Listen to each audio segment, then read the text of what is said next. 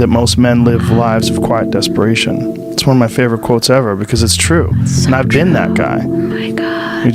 You're just in this world where you just can't wait to just run away. I was on them building sites cold and damp, and I was like looking around at the fully qualified people on the site and their postures not right, and their, that was not me. I knew I could do something better. I knew I had something in me.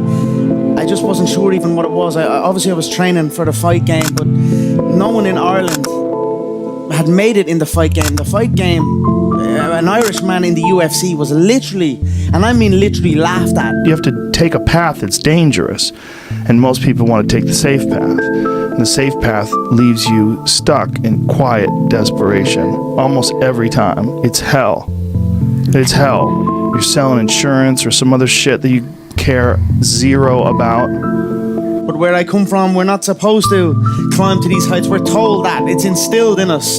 And I wanted to break that mold and pave the way, open up paths. What got me to where I am and where I continue to go and where I will continue to go is an insane work ethic. Yes. And it's an insane work ethic that you can only put in that amount of work if you were doing something that you are passionate about.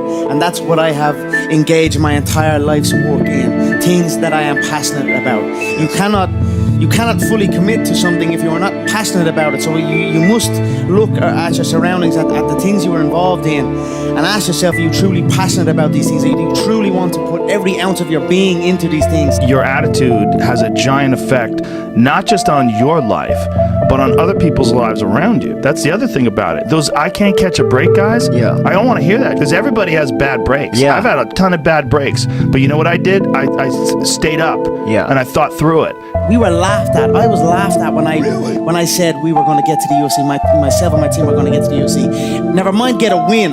Never mind even get a win in the UFC. Then win a belt. Then win the second belt. I've just used all that fuel that I'm not supposed to do it, but I'm going to do it. And I'm going to outwork everyone that says I cannot do it. And that's what I did. And that's how I rose up. And all the time you're complaining, you could be instead hustling. You could be instead chasing your dream. You could be instead figuring out what you're doing wrong, trying to improve certain aspects of your life, reading a book, meditating, something. But this I can't catch a break is not helping anybody, and it pushes everybody away from you.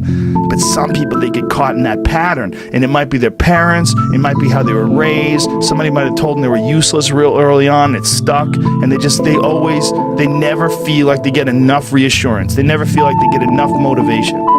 And they feel like other people get more. And they look at all these other people. How come he gets that? How come she gets this? How come he's got that going on? And all that's bad for you too. The way you can change is you have to put aside enough money to give yourself a window.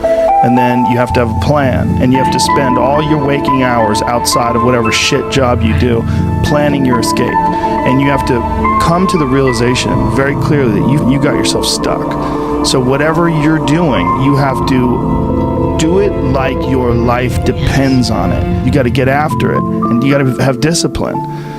Most people don't have those things. Most people don't understand what it's like to really go for something, and to know that the consequences of not doing that are horrific.